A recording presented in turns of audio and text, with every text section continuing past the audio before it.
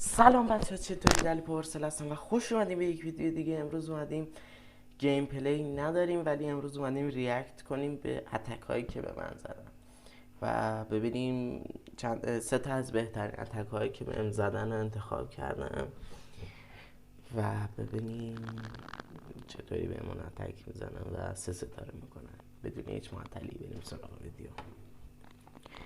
خب اولین، من از این خیلی خوشم اومد، خیلی قشنگ اتک ها زد. بریم سراغ این. خب کم ویدیو رو اول اینجا یه آلوار انداز انداخت، کوینش انداخت، بربرکینگ، والکری، له کننده ها رو انداخت،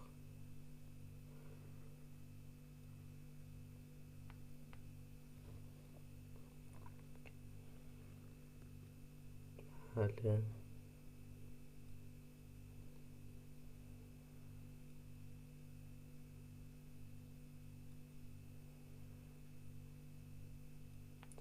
اینجا معدنچی ها رو انداخت.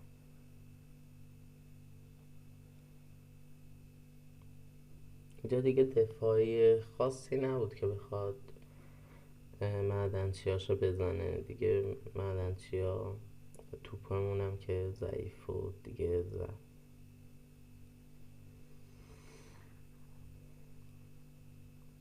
بله، این از اولین اتکی که بهمون زدن و سه ستاره کرد.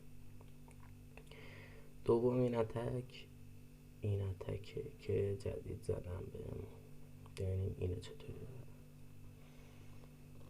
اول دفاع هواییمون رو زدم مثل خودمون.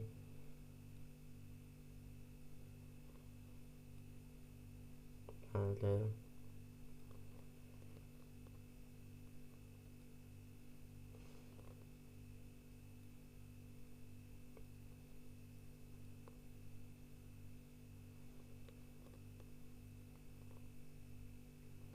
گراگا رو انداخت.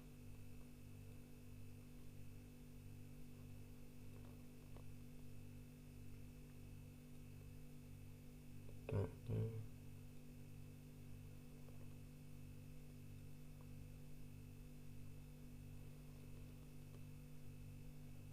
آلوار انداز، بالون،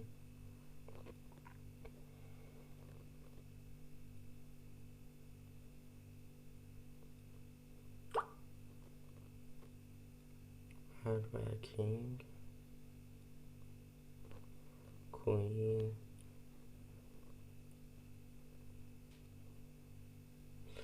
شاید مپ هم میدونین یه جوریه که انگار راحته سه ستاره میشه. تو فکر اینم انگار مپ هم عوض کنم بهتره. درسته؟ حالا شاید عوضش کنم. بله، سه ستاره شد. و بعدی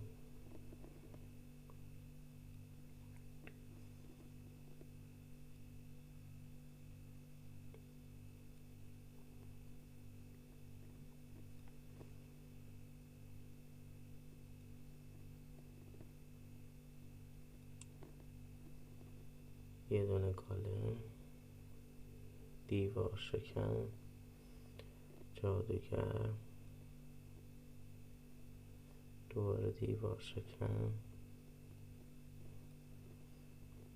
بولی. اسم این الانم بولی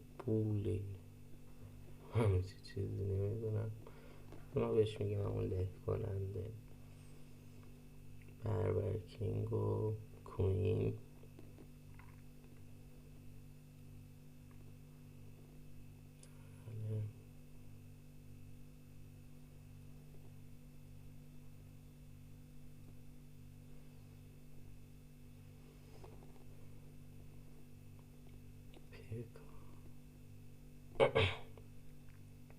پکا هم انداخت.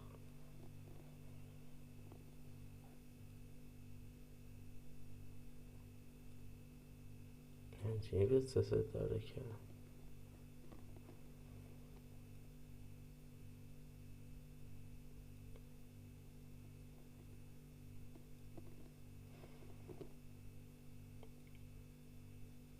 شانسش گفت، یعنی اگه کوینش ارتقا کم بود مثلا 20 اینا بود میباخت. خب مرسی که تا انتهای ویدیو همراه من بودین. اگه خوشتون اومد لایک کامنت سابسکرایب یادتون نره. دوستتون دارم خیلی زیاد.